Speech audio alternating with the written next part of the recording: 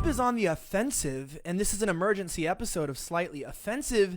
As you heard it right, Roger Stone, the longtime aide of an advisor of Donald Trump, was commuted from his sentence as he was scheduled to report to prison for obstructing Congress and lying, amongst other things, including witness tampering. But Donald Trump said, no way, Jose. He considers this prosecution to be a sham. And we've got to talk about this. Let's jump right into this article from The Hill. So it says here that President Trump on Friday commuted the sentence of longtime confidant Roger Stone after the former campaign advisor was sentenced to serve 3 years and 4 months in prison. The decision capped a saga that has roiled the Justice Department and divided some of the president's advisors. Stone was set to report to prison on July 14th, but his allies had lobbied for a pardon or a commutation, citing his risk of contracting coronavirus in jail. Now, before we jump into this, critics who are so upset that Donald Trump basically commuted the sentence of one of his best friends, I want to clarify two things. First of all, what is a commutation? Because some of you guys don't know what that is. You've heard it before. You've heard of a pardon.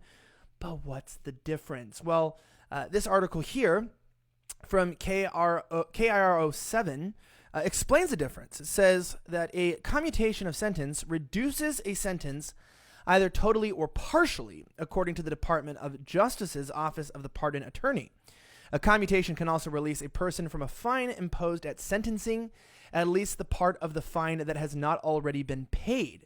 However, it does not erase a conviction, that's really important, implying the person is innocent, or remove civil disabilities, such as a ban on voting or running for office, that apply to a person convicted of a federal crime. A person can only get a commutation if they are already serving their sentence and are not appealing their conviction, which of course is different than a pardon, which is when the president forgives a person of a crime for which they were convicted. So let's jump right back into this. So we have these people are obviously very upset because Trump is now protecting somebody he believes was wrongly accused. But the left hasn't stopped but accusing Donald Trump of essentially just giving his friend a handout. Let's go further into this article and we'll see if this is justified. The president maintained he had not thought about a pardon for Stone, but regularly railed against the prosecutors involved, signaled out the Obama-appointed federal judge overseeing the trial for criticism, and complained that the conservative provocateur was the victim of ridiculous process. In recent days, Trump indicated he was likely to act. He told the radio host Howie Carr that Stone's prayers for a pardon may be answered just because he was set to report to jail. Stone was the last of 6 Trump associates to be charged in connection with former special counsel Robert Mueller's 2-year investigation into Trump's campaign contacts with Russia. Well, first of all, nobody can really get mad at Trump for releasing anybody, because right now there is a push in very liberal cities to release inmates from prison, from jail, in fears they might catch the coronavirus. If you don't know about this, sorry for a little bit of the bad crop here, California is to release 8,000 prisoners early to make space during pandemic. More than 8,000 California prisoners will be eligible for an early release program next month to make space for safety measures related to the coronavirus pandemic, the state corrections department said Friday. The move comes as multiple state prisons have seen coronavirus outbreaks in their inmate populations, most notably one at San Quentin in Marin County, where more than 200 staff and more than 1,300 prisoners have active cases. So as we jump right back into this Stone dilemma, number one, if we ask ourselves if it was okay to release Roger on just the case that he could contract coronavirus. Well, considering his age and his chance of morbidity, it's possible that Trump could have just ordered a commutation based on protecting his health, which I'm sure a lot of people on the far left couldn't have refuted. But Trump went a step further and decided that he was going to not forgive this man's sentence, Roger Stone, not even say that he was innocent, which is important. People talk about Trump being corrupt in that he's saying that there's a guilty man innocent. But in this situation, Trump is not saying Roger's innocent. He's just saying he doesn't deserve the sentence that he's been given, which allies of Stone would obviously agree on. But critics would say, well, this is just the product of a corrupt president handing out and relieving the sentence for someone who's guilty because he's an elitist, because he's wealthy, because he's influence. But I don't know if that's exactly true, because Trump has a point that the judge was an Obama-era judge, and we know today that there is nothing that goes without being politicized.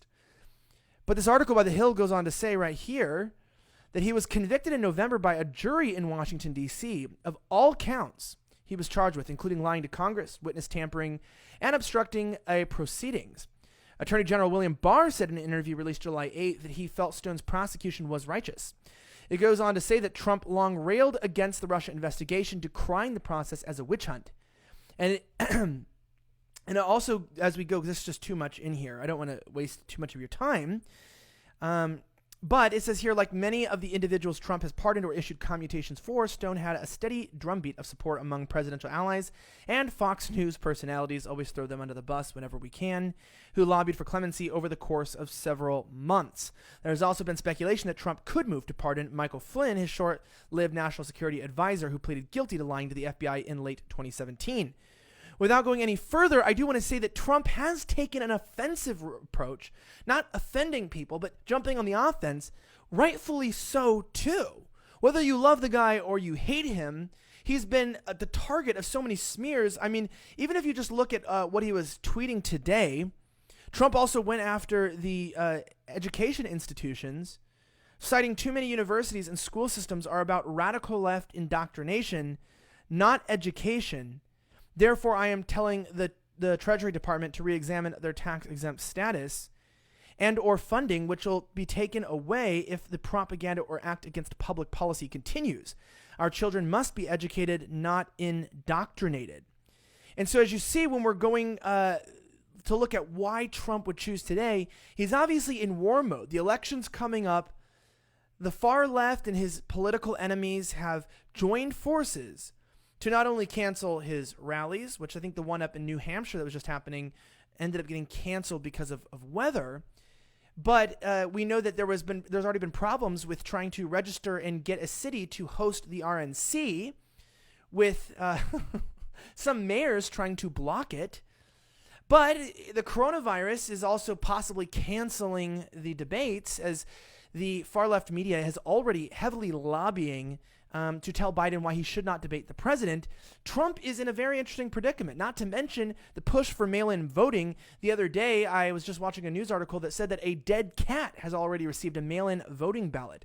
So I don't want to get too much into the odds that are stacked against him, but I know that Trump needs to step up his game. He needs to finally listen to his base. He needs to be on that offense. Some of you have the theories that the way Trump is acting is him trying to play a hard card to let the left expose themselves as some anti-American pejorative that hates this country and hates you. And so by letting them burn our cities down, he's revealing their true colors.